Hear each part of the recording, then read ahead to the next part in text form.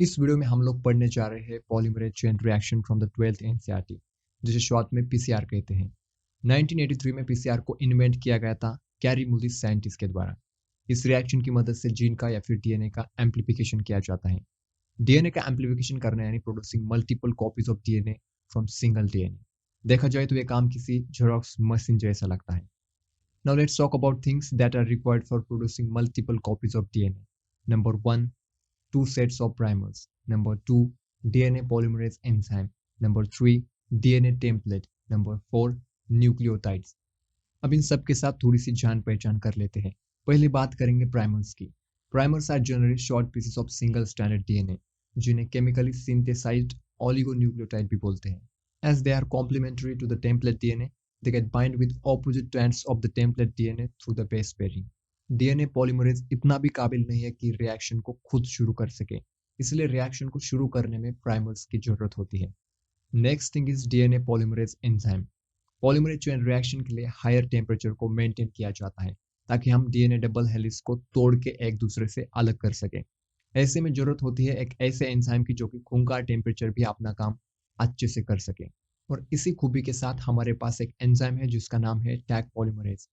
Tag polymerase is a highly thermostable enzyme क्योंकि इसे isolate किया जाता है हीट टॉलरेंट बैक्टीरियम से जिसका नाम है Thermus aquaticus.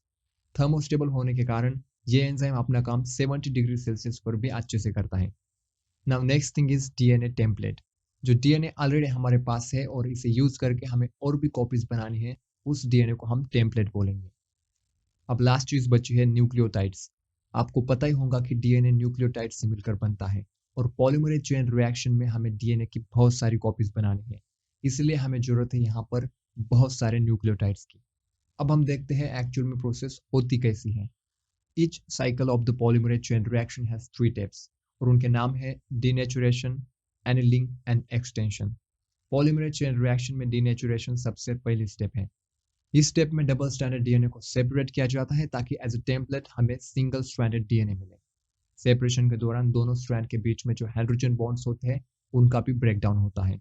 Required temperature for the denaturation is 94 to 98 degree Celsius and it takes 20 to 30 seconds for the process.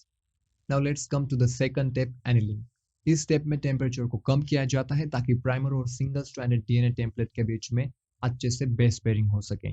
Primer की पेयरिंग होने के बाद एक स्ट्रक्चर बनता है जिसे हम बोलते हैं template primer hybrid. Last step of the polymerase chain reaction is extension.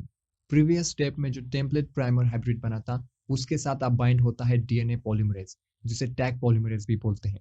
The process of extension occurs at 75 to 80 degree Celsius temperature. अब डीएनए पॉलीमरेज न्यूक्लियोटाइड्स को 5 to 3 डायरेक्शन में ऐड करने लगता है, which leads to the formation of a complementary strand of the DNA template. अगर इस cycle को कई बार रिपीट किया जाए तो डीएनए की लगभग 1 बिलियन कॉपीज बन सकती है, जिसे हम आगे बायोटेक्नोलॉजी में यूज कर सकते हैं। अब सवाल है कि पीसीआर आखिर करना क्यों है। देखा जाए तो पीसीआर के कई सारे एप्लीकेशंस हैं। PCR is used for obtaining foreign gene products. PCR का इस्तेमाल वायरल जीनोम को डिटेक्ट करने में भी किया जाता है, जैसे हमने कोविड-19 के लिए किया था। इसके अलावा अलग अलग तरीके के कैंसर्स की पहचान कराने में भी इसका इस्तेमाल किया जाता है। उम्मीद है कि यह वीडियो आपको अच्छी लगी होंगी। और भी इस तरीके के वीडियोस देखने के लिए चैनल को सब्सक्राइब कीजिए और बने रहिए हमारे साथ।